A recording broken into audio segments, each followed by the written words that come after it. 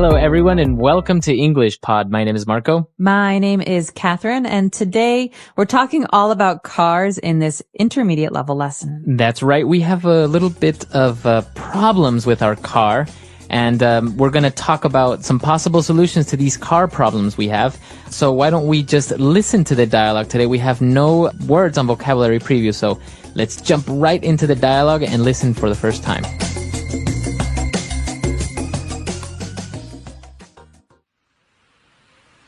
Car Trouble Center, how may I help you? My car won't start. Stupid old car. Hold on. Before you kick your car, let's go through some possible problems. Fine. Okay, first of all, can you turn the key in the ignition? Yeah, I'm here with my friend, and he thinks it may be the spark plug or the starter motor. Those are possible problems, but tell me, when you turn the key, do you hear the starter motor crank? Yeah, it sounds like it usually does when I start the car, but nothing else happens. The engine won't start.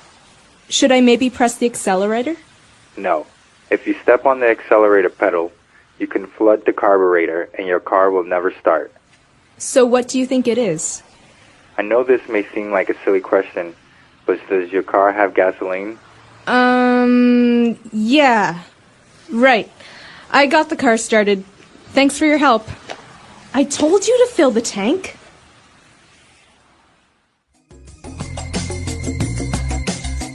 Okay, so this dialogue reminds me a lot of a radio show in America called Car Talk. And the hosts of the show, like Marco and I today, they talk about how to solve problems, and they ask you questions to find out what the problem is. So it's a really helpful show, but let's take a look at some of the phrases and words that you heard so we can understand what exactly is going on here. Language takeaway. All right, so today on Language Takeaway, we have 5 words, and they're all very specific to the car. So why don't we start with the first word? It's a noun, and we are talking about the ignition. Ignition. The ignition is the first step to... The ignition is a part of the first step to starting a car. Basically, under the wheel of the car, the steering wheel, there's usually a silver hole where you can put the key in. This is the ignition. It starts the car. Exactly. So you put the key in the ignition and you can start the car. And to start the car means to turn it on, to get it going. That's right. And so ignition is the first step, starting the ignition. Okay, so moving on to our next word, we have a word that's formed by 2 different parts. A spark plug. A spark plug. Spark plug. So a spark plug is an electrical object. Basically, this has to do with electricity and the way that the car gets energy. So it's called a spark plug because it creates a spark, which is a brief burst of current. So this basically creates a small spark of electricity, and this makes the gasoline ignite, so that's what makes the car go. Right, so energy is taken from the battery to start a small fire, basically, so which then starts the engine. Spark plug. It's a very small but very important part of a car. Very good. And moving on, we have the starter motor. Okay, to be very honest with you, I'm not a car person, so I'm not sure what the starter motor is. Maybe you can explain this to us, Marco. Okay, so basically your car runs on gasoline, right? So you put your key into the ignition and you turn it, right? This in turn sends energy to this little motor called a starter motor. And that basically gets the car going by means of an electrical current before the gasoline ignites. So it's like a little electrical motor that makes the spark plug ignite and causes some of the mechanical parts like the pistons move within the car, and then it turns on. Okay, so again, this is all about the beginning of when we turn the key in the ignition, what happens. This is a starter motor. So once we've turned the car on, we've turn the key in the ignition, we have to worry about giving the car gas. So we can control gas with the accelerator pedal. So by saying you want to give the car gas is you want to give it more energy, more power, or less energy, right? Right. So if I want to go very fast, I push my foot down on the accelerator, and the further down it goes, the faster I move. Exactly. So that's the accelerator. Now, the opposite of making the car go would make the car stop, and those are called Brakes. brakes. So Okay. on the left, we have a brake pedal, and on the right, we have an accelerator pedal. Very good. Okay, and talking about acceleration and gas, we have a very specific mechanical object, and that's called a carburetor. Okay, again, carburetor. I know that this is under the hood of my car, but I'm not sure what it does. Let's talk about this. All right, so it's not very common to have a carburetor anymore in new cars, but basically it's a small device that controls the flow of gasoline from the gas tank to the engine. And basically what it does, it makes the gasoline into a type of very thin mist, and that's what that way the gasoline can ignite easier. So the further down you push your foot on the accelerator, the wider the little gap or the hole will open on the carburetor, and that way your car will go faster. All right, very good. So that's all we've got for language takeaway today, but don't go anywhere. We'll be back in a second with Fluency Builder.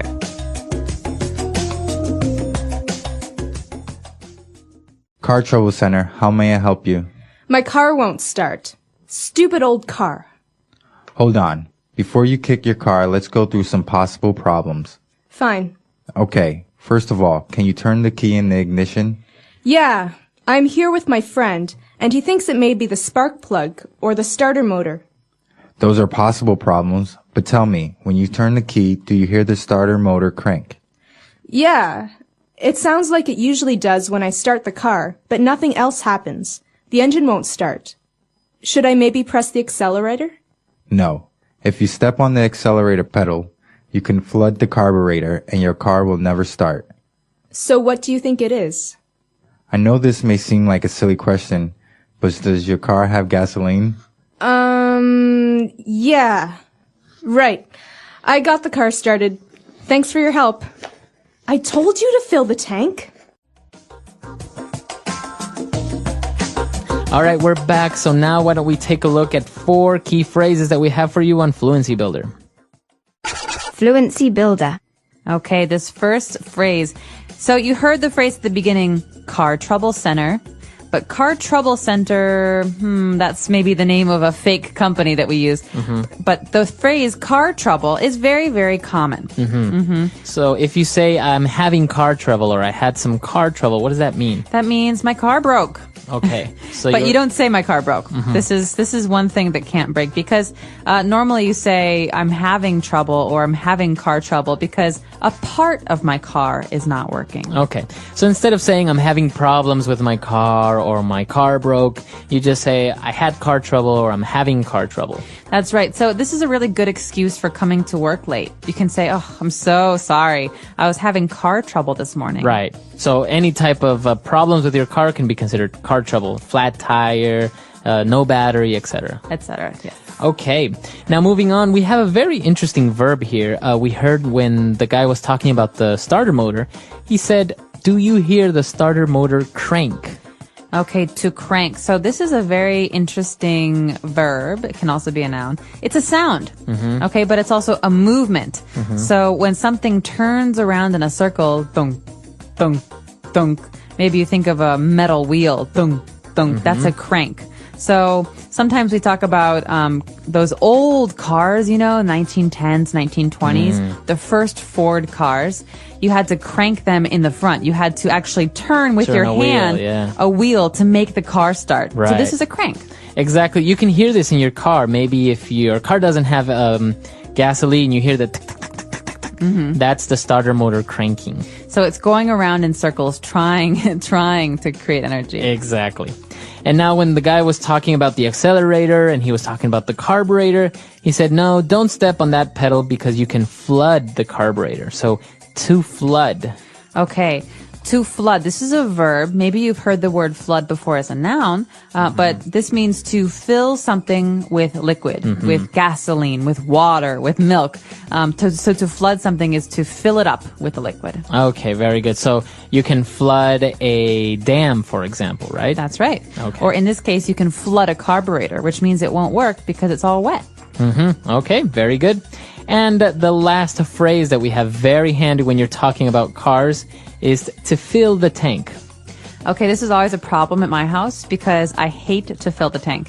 Really? And so, yeah, whenever my car's in the driveway and someone in my family asks if they can borrow it, I say, yeah, sure. And then obviously an hour later they come back and say, why don't you ever fill the tank? It's empty. You have no gas. And I say, well, I hate to fill the car with gas. And so I always have an empty tank. So I never fill the tank. Okay, so that's what it means. To fill the tank is to have it full of gasoline. Right, to put gasoline into your gasoline tank. Okay, very good. Why don't we go back and listen to the dialogue for the last time, and we'll be back to talk a little bit more.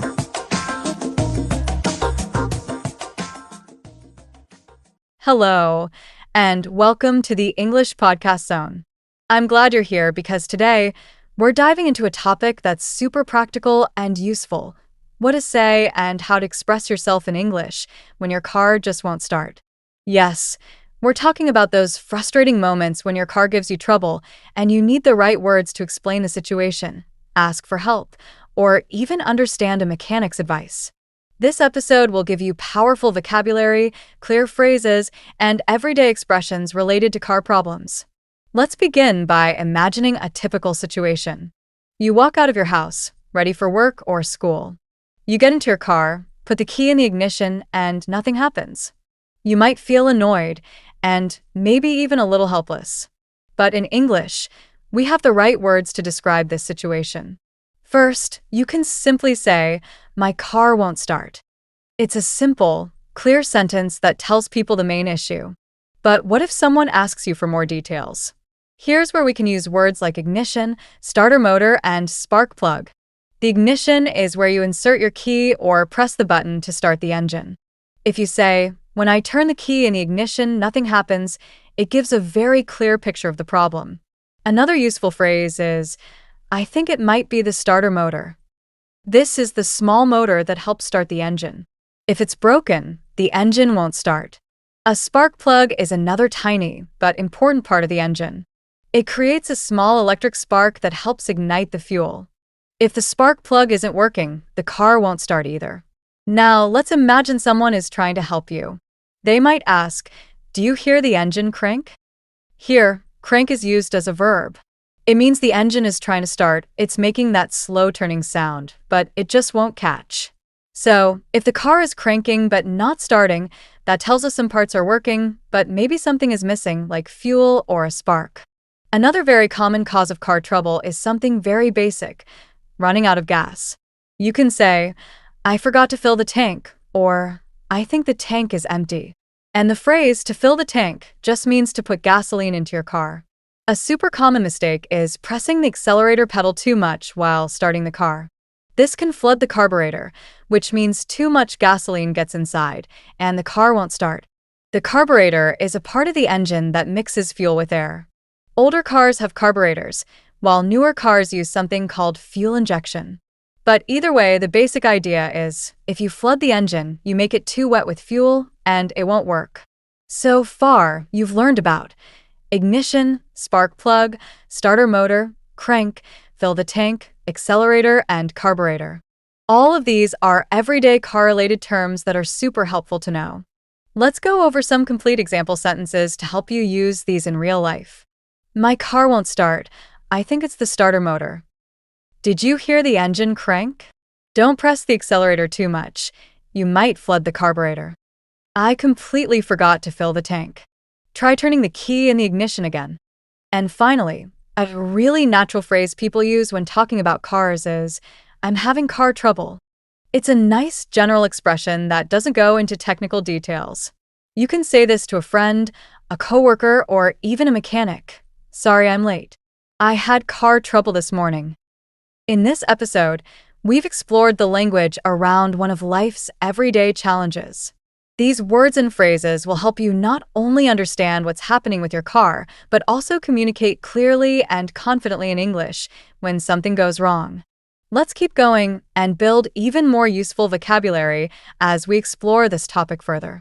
When your car gives you trouble, knowing how to describe the situation clearly in English can really help, whether you're talking to a mechanic, calling for help, or simply explaining things to a friend. In this part, We'll go deeper into useful vocabulary, expressions, and phrases that can help you deal with car problems in a smart, confident way. Let's begin with the moment when something seems wrong with your car, but you're not quite sure what it is. In English, people often say, "Something's not right with my car," or "It's acting funny." That last expression, acting funny, is very natural and informal. It doesn't mean the car is being humorous, of course. It means the car is behaving strangely. Maybe the engine is making a weird noise. Maybe it's shaking when you start it. Maybe the lights on the dashboard are flashing.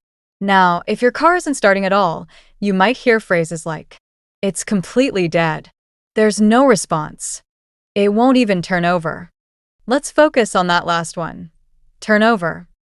When someone says, "The engine won't turn over," they mean the engine isn't rotating or trying to start. This is a bit more technical than saying it won't start, but it's a common phrase among drivers and mechanics. Another word you might hear is stall. To stall means that the engine stops working suddenly.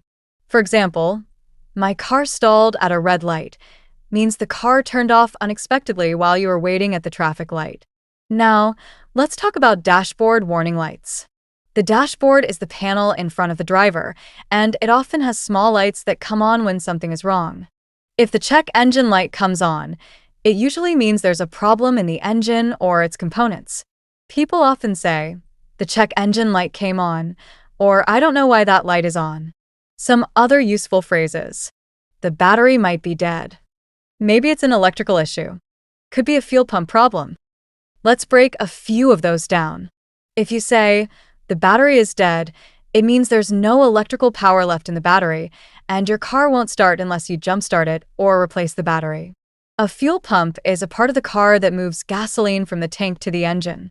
If the fuel pump fails, your engine won't get the fuel it needs, and the car won't start. That's why sometimes a mechanic might ask, "Can you hear the fuel pump?" They're trying to check if the fuel is reaching the engine. Here's some complete example sentences you can use. The engine won't turn over. I think the battery is dead. My car stalled in the middle of the road. I saw a red warning light on the dashboard. Something's off with my car. It's been acting funny lately. It could be the fuel pump, but I'm not sure. And don't forget, when talking to a mechanic or even just a helpful friend, it's okay to say, "I'm not a car expert, but this is what happened." That's a great way to start the conversation and explain what you've noticed without needing to know every technical detail. Learning how to describe car problems in English isn't just about vocabulary, it's about confidence. When you know how to express yourself clearly, you can handle stressful situations more easily and communicate effectively with the people who can help you. In the next part, we'll look at even more helpful expressions, especially for situations when you need assistance, like calling a mechanic or explaining what happened to your insurance provider. Let's imagine you're stuck on the side of the road. Your car has stopped working, and you need help. What do you say in English? In this part, we'll focus on useful phrases for asking for assistance, describing where you are, and talking to a mechanic or roadside service provider. These are real-world situations, and the language we're going to explore will be incredibly useful if you ever face car trouble, especially while traveling or living in an English-speaking country. So, let's start with a common scenario. You're calling for help. You can begin with a clear and polite sentence like, "Hi, I'm having car trouble and I need assistance." Or, "My car broke down and I'm not sure what to do."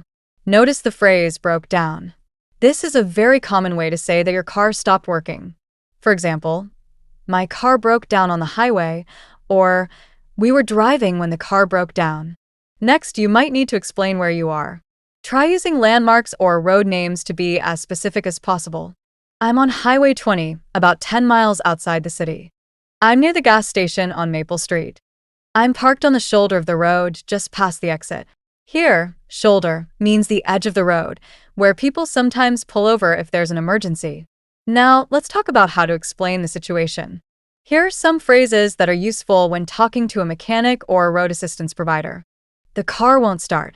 I hear a clicking sound when I turn the key. There's smoke coming from under the hood. The engine suddenly shut off while I was driving. I think I might have a flat tire. Each of these sentences gives clear and useful information. For instance, if there's smoke coming from under the hood, you might be dealing with an overheating engine. If you say clicking sound when I turn the key, it often means a weak or dead battery. Let's pause for a quick learning moment. When you call for assistance, it helps to be calm and organized. In English, people often use polite, simple structures to communicate clearly. I'm calling because. Could you send someone to help me? Do you know how long it will take? Let's put that into a full example. Hi, I'm calling because my car broke down. I'm just off the highway near exit 14. The engine died while I was driving and now it won't start. Could you send someone to help me? That's clear, polite, and easy to understand, even in a stressful moment. Now, once help arrives, you might need to talk to the mechanic or tow truck driver. Here are some more practical expressions. I think it's the battery. Can you take a look under the hood? Should I try to start it again? Do I need a tow to the repair shop? The phrase under the hood simply means the area that covers the engine. It's a casual, common expression. And a tow means the process of pulling your car to a garage or service center using another vehicle. Here's one more tip. If you don't understand what someone says, don't panic. You can always respond with, "Sorry, I'm not very familiar with car parts. Could you explain that a little more? I'm not sure I understand. What does that mean?" These phrases will help you continue the conversation, even if you're feeling uncertain. So, to sum up, when you need help with your car, being able to describe what happened, where you are, and what you think went wrong is incredibly important. With these phrases and expressions, you'll be ready to handle the situation with clarity and confidence. And remember, learning this kind of English isn't just for emergencies. It helps you become a more independent, fluent speaker overall. Sometimes car problems happen not at home, not in your city, but while you're traveling, on a road trip, visiting another town, or even renting a car abroad. In this part, let's focus on the English you need when something goes wrong with a rental car or when you experience car trouble away from home. This situation requires special vocabulary and polite, clear communication, especially if you're dealing with customer service. Let's say you've rented a car and it suddenly stops working. Maybe it doesn't start in the morning, or it breaks down while driving. Your first step is to call the rental company, and this is where polite, professional English becomes very important. Start with a brief explanation of who you are and what happened. For example, "Hi, I rented a car from your company and I'm having a problem with it." "Hello, I'm calling about my rental car. It broke down and I need assistance." Notice how calm and clear these phrases are. You're not just saying it's broken. You're giving a useful context. You can continue with details. "The car won't start this morning. There's a warning light flashing on the dashboard. The engine stopped while I was on the highway." If they ask for your location, be ready to describe it as best you can. "I'm in the parking lot of my hotel. I'm about 30 minutes outside the city, near a rest area. I'm on Route 16, close to the Oak Ridge exit." If you need to ask for help, here are some very natural, professional-sounding requests. Could you send roadside assistance? Is there a local mechanic you work with? Would it be possible to get a replacement vehicle? Now, let's look at some specific vocabulary you might hear or need to use in this situation. Breakdown. When a vehicle stops working unexpectedly. "I had a breakdown just outside town."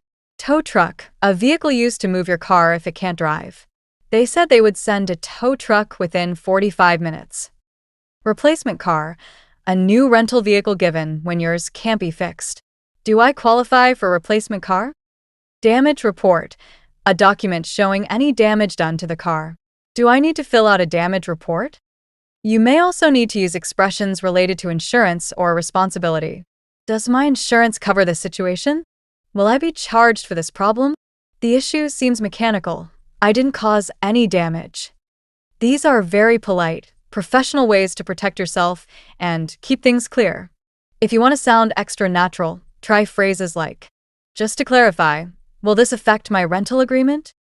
I want to make sure I follow the correct procedure." And finally, here's one more advanced phrase that sounds especially natural and respectful. "I'd appreciate any guidance you can offer." That one sentence shows politeness, flexibility, and willingness to cooperate, a very effective tone when dealing with a company or service provider. To wrap up this part, Remember that when you're dealing with rental car issues, your tone matters. Keep your language polite, your description clear, and your questions focused. Whether you're traveling for work or vacation, knowing how to explain problems calmly in English will help you stay in control and resolve the situation faster. In the next part, we'll dive into vocabulary for visiting a mechanic or garage and how to describe different sounds, smells, and behaviors your car might have when something's wrong. Now, let's focus on what happens when you actually visit a mechanic or take your car to a garage. This is a situation where being able to clearly describe what's wrong and understand what the mechanic says in response is incredibly helpful. In English, this means using specific words for sounds, movements, and symptoms your car might have. Today, we'll explore the kind of vocabulary that helps you sound confident and informed when dealing with car repairs. Let's begin with how to describe what's happening with your car. A good tip is to focus on your senses, what you hear, see, smell, or feel while driving. Here are some common phrases. There's a strange noise coming from the engine. I hear a rattling sound when I accelerate. The steering wheel shakes when I drive at high speed. There's a burning smell coming from the hood. My brakes feel soft, and the car takes longer to stop. Let's break these down. A rattling sound means something is loose or shaking. You might also hear clicking, knocking, squeaking, or grinding. These are all excellent words to describe car noises. Here are some example phrases. It makes a clicking sound when I turn the wheel. There's a grinding noise when I hit the brakes. It squeaks when I go over bumps. Now, what about what you see? Sometimes there's smoke, leaking fluids, or dashboard warning lights. There's smoke coming from the exhaust. I noticed a pool of liquid under the car. The check engine light is flashing. Here's a useful vocabulary term, leak. To leak means liquid is escaping. For example, I think there's an oil leak, or it might be leaking coolant. Coolant is the fluid that keeps your engine from overheating. You might also hear the term brake fluid, transmission fluid, or windshield washer fluid. If you're unsure, just say, there's a leak, but I'm not sure what kind of fluid it is. Now, let's talk about what the mechanic might say to you. Mechanics often use technical terms, but don't worry, here are a few common ones you might hear, with simple explanations. Your battery is low. The car needs a new battery or a jump start. The alternator isn't charging the battery. The part that charges the battery while driving may be broken. The brake pads are worn out. The brakes need new pads to work properly. You have a blown fuse. One of the electrical components has stopped working due to a small fuse failure. If you're not sure what they mean, here are some great phrases to use. Could you explain that in simpler terms? Is this something serious? Can I still drive the car safely? What do you recommend? And of course, it's okay to ask about cost and time. How much will the repair cost? How long will it take to fix? Do you have an estimate? One more really useful phrase you can use is, can you show me what's wrong? This helps you understand better, and it shows interest without needing deep technical knowledge. Let's review with a short example you might use at the garage. Hi, I've been hearing a strange knocking sound when I accelerate. It started 2 days ago. I also noticed the check engine light came on. Can you take a look and let me know what's going on? That's a calm, professional way to start the conversation. So, when it comes to talking to a mechanic, the key is this. Describe what you've noticed clearly using your senses, ask polite questions, and don't be afraid to ask for explanations.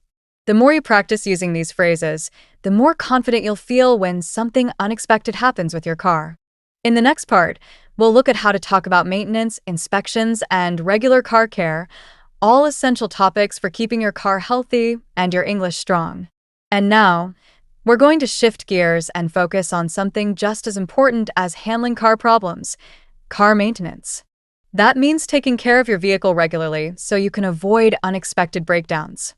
Knowing the right English vocabulary and phrases related to car maintenance can help you schedule service, understand what your car needs, and communicate confidently with mechanics or service advisors. Let's start with the most common type of maintenance, the oil change. Changing the oil is essential to keeping the engine healthy. If you go to a garage, you might say, I'd like to get an oil change. How much do you charge for an oil change? Do I need synthetic oil or regular oil? Here's a useful word: synthetic oil. It's a type of man-made oil that lasts longer and performs better in many vehicles. Some cars require it, others don't. If you're not sure, you can say, "I'm not sure which kind of oil my car uses, can you check?" Another important part of maintenance is checking fluid levels. There are several types of fluids in a car: engine oil, brake fluid, transmission fluid, coolant or antifreeze, power steering fluid, windshield washer fluid. You can ask your mechanic, "Can you check all the fluid levels?" Or "Could you top off the fluids?" To top off means to add more so the fluid reaches the proper level. Now, let's move on to tire maintenance. Tires need to be properly inflated and checked regularly for damage. Here are some useful expressions. Can you check the tire pressure? I think one of my tires is low. Do I need to rotate the tires? Rotating the tires means changing their position, moving front tires to the back and vice versa, to make sure they wear down evenly. You might also hear the word alignment. A car needs a wheel alignment when it pulls to one side or the steering feels off. For example, my car keeps pulling to the right. Could it be an alignment issue? Next, let's talk about the air filter. A clean air filter helps your engine run smoothly. You could say, "Do I need a new air filter?" How often should I replace the air filter? Now, let's look at car inspections, which are often required in some countries or states. A mechanic may check emissions, brakes, lights, and more. If you need to get your car inspected, here are some things you might say. "I'm here for the annual inspection." Does my car need to pass an emissions test? Are there any issues that would cause it to fail inspection? Let's put some of these phrases into a full example at a service center. "Hi, I'd like to get an oil change and have the fluids checked. I also noticed the steering wheel is shaking a little, so maybe the tires need balancing or an alignment. Can you take a look and let me know if anything else needs attention?" That's a natural way to describe what you want and what you've noticed. Finally, one important part of learning English is understanding the rhythm of how things are said. Service advisors and mechanics might ask, "When was your last oil change? Have you had the brakes checked recently? Would you like us to rotate the tires while it's in?" You can always reply honestly, "I'm not sure. It's been a few months." Yes, that would be great. Car maintenance vocabulary may not seem exciting at first, but it's incredibly practical. It helps you stay safe, avoid emergencies, and show responsibility as a car owner, all while growing your confidence in English. In the next part, we'll focus on how to talk about buying a used car or dealing with car sales, another area where clear English communication is key. Now, let's explore a situation that many people face at some point: buying a used car. This is a major decision, and whether you're buying from a dealership or a private seller, it's important to know how to ask the right questions and understand the answers. In this part, we'll focus on the key vocabulary, useful phrases, and smart expressions to help you navigate the process of buying a used car in English. First, when you're looking at a used car, it's natural to ask about the car's history. Here are some helpful questions you might use. How many miles are on it? Has the car ever been in an accident? Do you have the maintenance records? Has it passed inspection recently? Are there any known issues? The phrase, "How many miles are on it?" is a way of asking how much the car has been driven. In some countries, people ask about kilometers instead. In either case, this tells you how much wear and tear the car may have. If you ask, "Has it ever been in an accident?" you want to know whether the car has had serious damage in the past. A clean history means no accidents or problems.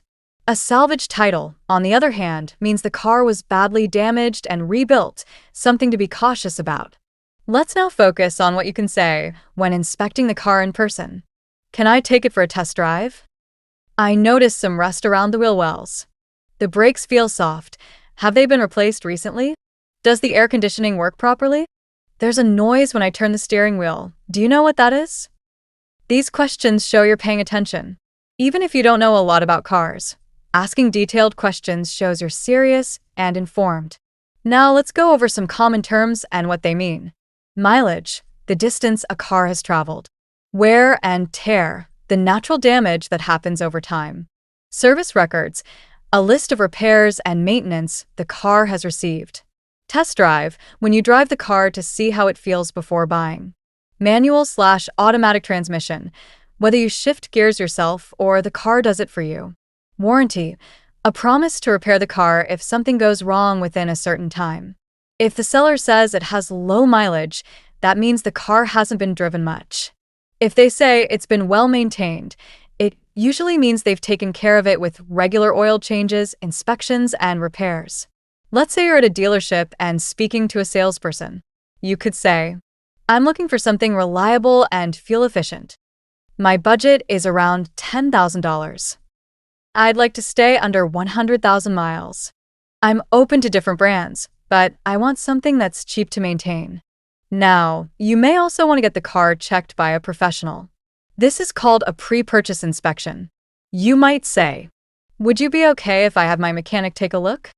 Can I get a pre-purchase inspection done before I decide?" That's a normal and smart step when buying any used vehicle. And here are a few useful final expressions when negotiating or deciding. Is the price negotiable? What's your best price? Can you include a new set of tires? Do you offer any kind of warranty? To close, here's an example of a natural, fluent conversation opener with a seller. "Hi, I saw the listing for your car online. I'm interested, but I have a few questions. Has it had any major repairs? And do you still have the service records?" That's polite, direct, and sounds like someone who knows what they're doing. Buying a car, especially a used one, involves trust and clear communication. With the vocabulary and phrases from this part, you'll be able to ask smart questions, understand the responses, and make confident decisions. In the next part, we'll turn to a different topic: how to deal with car insurance, how to report an accident, describe the damage, and use the correct terms in English. Car insurance is one of those things we all hope we never need, but when something goes wrong, it becomes incredibly important. In this part, we'll explore how to talk about car insurance in English, especially how to report an accident, describe damage, and understand common terms used by insurance companies. Whether you're calling your insurer after a small fender bender or filling out a claim form, these phrases will help you communicate clearly and confidently. Let's begin with the basics. If you've had an accident, one of the first things you'll need to do is report it to your insurance company. You can say, "I'd like to report a car accident. I need to file a claim. I was involved in a minor accident this morning."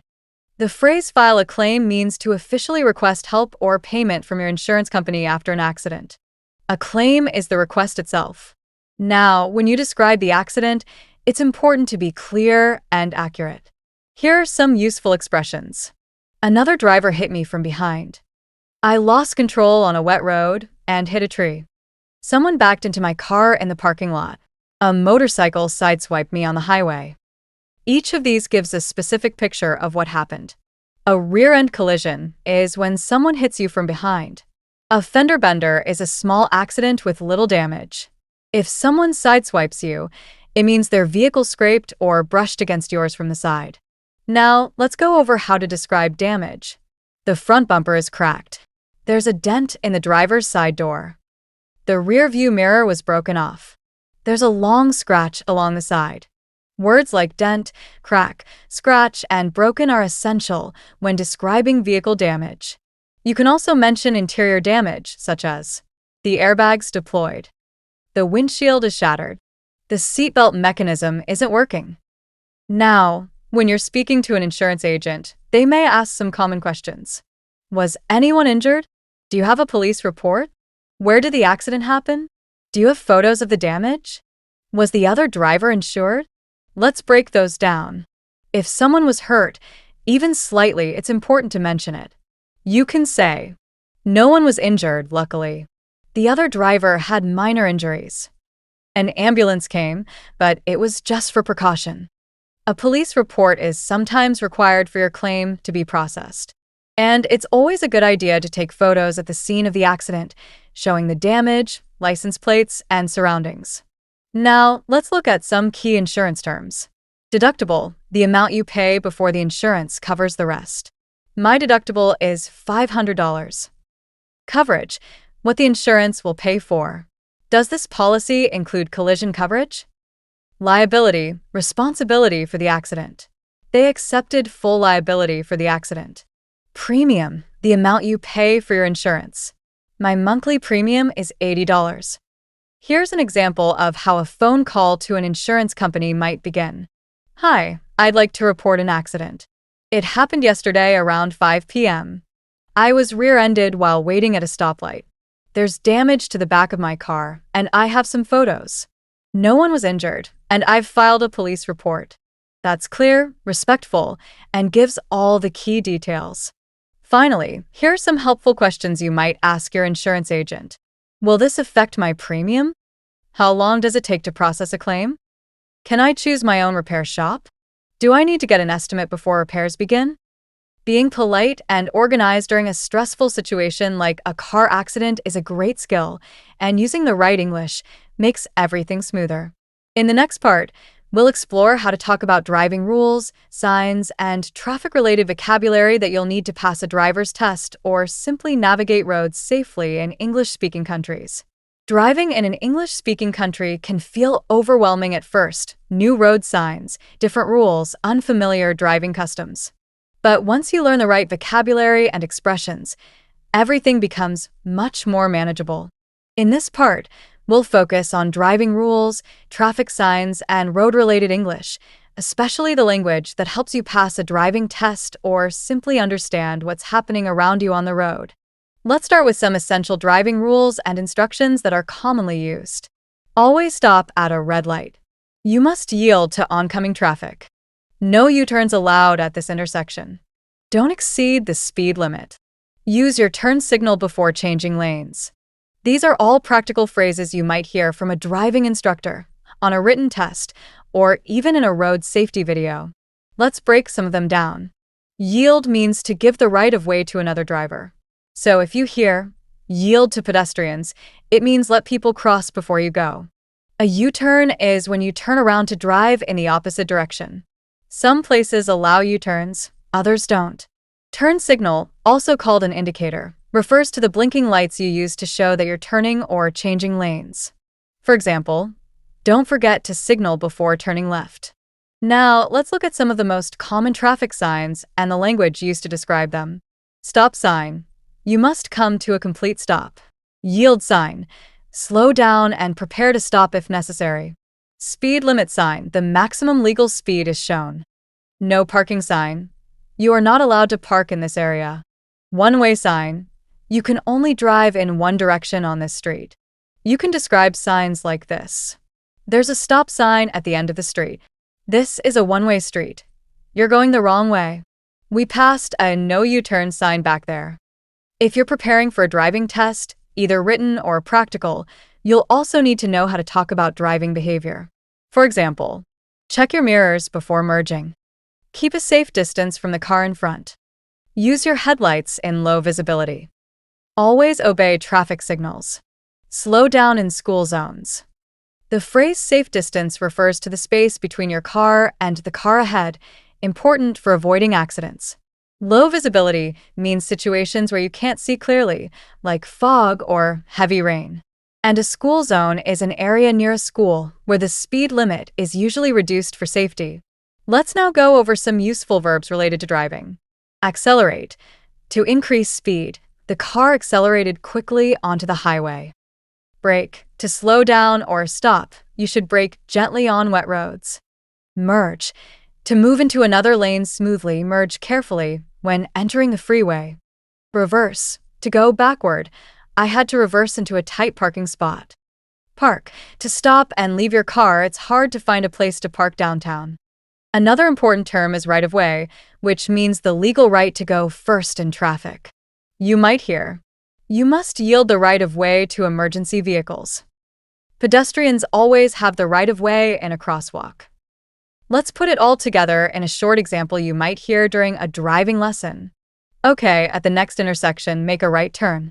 Be sure to check your mirrors and signal first. There's a stop sign, so come to a full stop, look both ways, and then proceed when it's safe. That's exactly the kind of clear instruction used in real-life driver's education. Understanding the rules of the road in English is more than just passing a test. It's about keeping yourself and others safe, being confident while driving, and following local laws. In the final part, we'll bring everything together with a brief reflection on car culture, independence, and how improving your car-related English can expand your freedom and confidence as a language learner and traveler.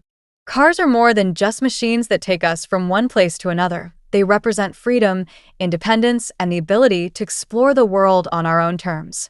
In this final part, let's take a step back and reflect on what we've learned and why building strong English around the topic of cars and driving is so valuable, not only for emergencies, but for everyday life, for travel, for work, and even for connecting with others. Let's start with a simple but powerful idea. Being able to talk about cars in English helps you function more confidently in a global world.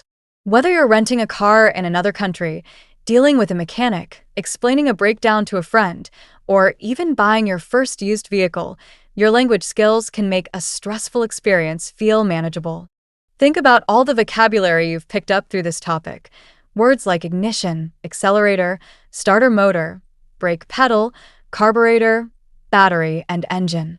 But you've also learned phrases for real communication. My car won't start. There's a strange noise when I accelerate. I need to file an insurance claim. Do you offer any kind of warranty? Can I take it for a test drive?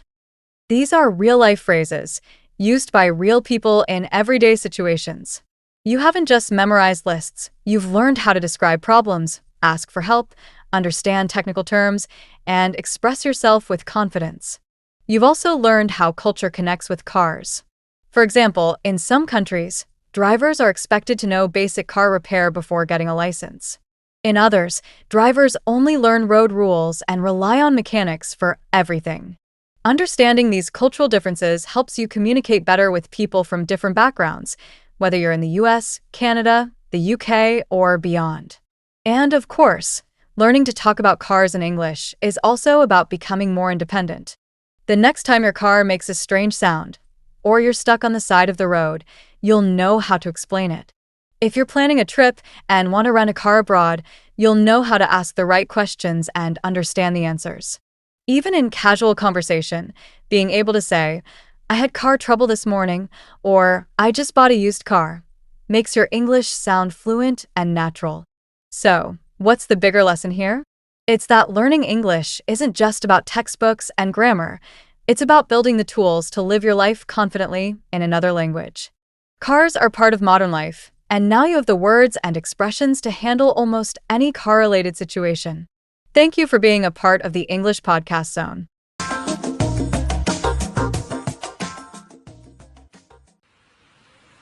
Car Trouble Center, how may I help you? My car won't start. Stupid old car. Hold on.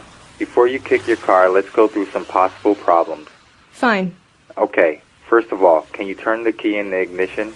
Yeah, I'm here with my friend, and he thinks it may be the spark plug or the starter motor.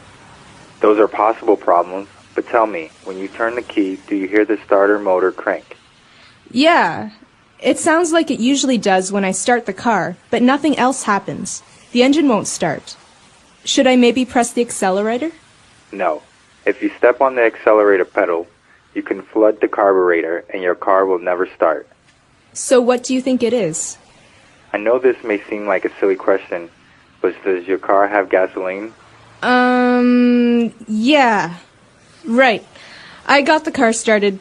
Thanks for your help. I told you to fill the tank.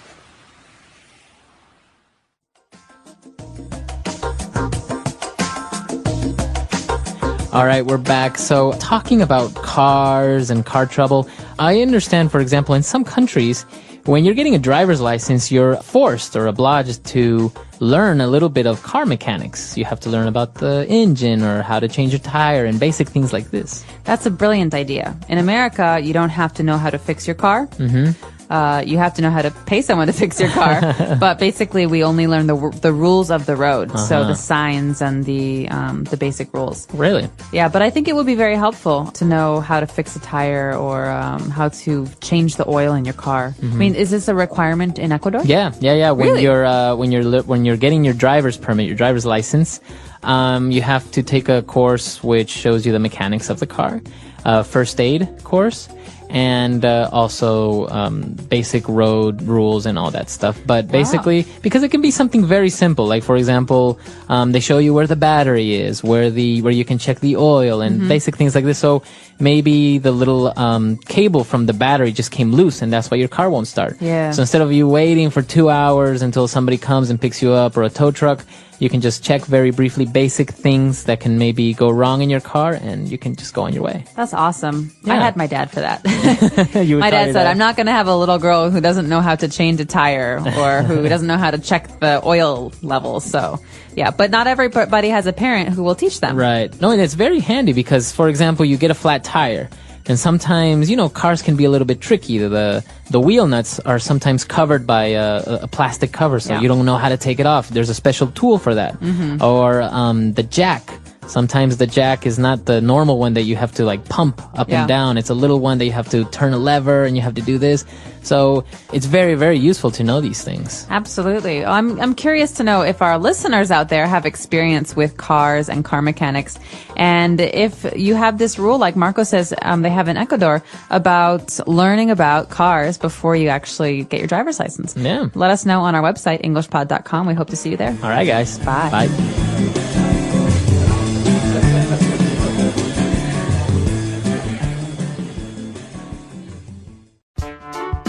The English Pod Audio Review. Listen to the meaning, then say the vocabulary word. Look at something in a careful way. Go through. A device to start up the car. Ignition. Electrical device that ignites the gas by electric. Spark plug. An electric motor for starting an engine. Starter motor. To start an engine, motor, etc. Crank. The device which helps cars get running. Engine. A pedal that controls the throttle valve. Accelerator. Mixes air with gasoline vapor prior to explosion. Carburetor. Let's try that faster. An electric motor for starting an engine. Starter motor. A pedal that controls the throttle valve. Accelerator. Look at something in a careful way. Go through. A device to start up the car. Ignition. To start an engine, motor, etc. Crank. Electrical device that ignites the gas by electric. Spark plug. The device which helps cars get running. Engine. Mixes air with gasoline vapor prior to explosion. Carburetor. Now say the word and hear it in a sentence. Ignition. He turned the key in the ignition and the truck roared to life. Ignition.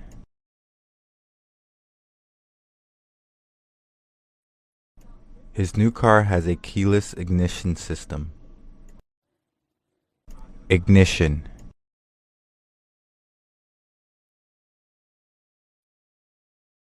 I put the keys into the boat's ignition switch and turned it on. Spark plug.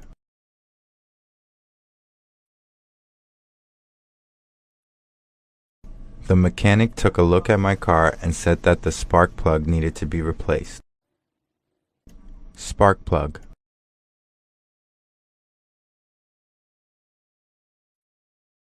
Tens of thousands of volts travel down the spark plug to ignite the fuel. Spark plug.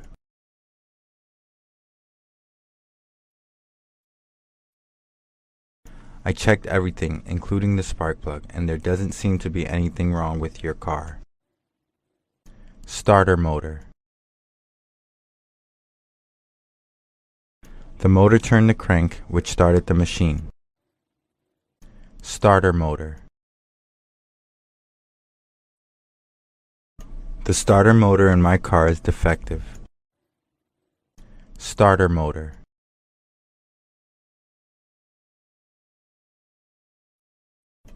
I ripped the cord on the boat's motor and started to travel across the lake. Crank.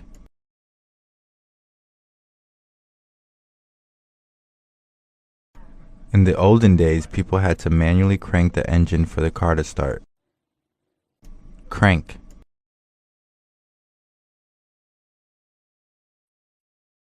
Nowadays, a motor cranks the engine in order to start the car. Crank.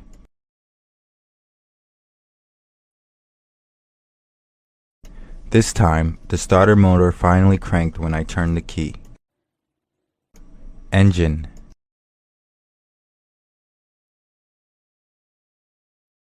Can you start the engine about 5 minutes before we're supposed to leave?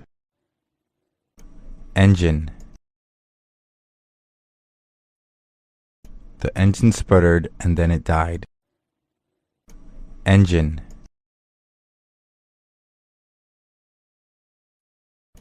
I can hear my engine straining in its old age.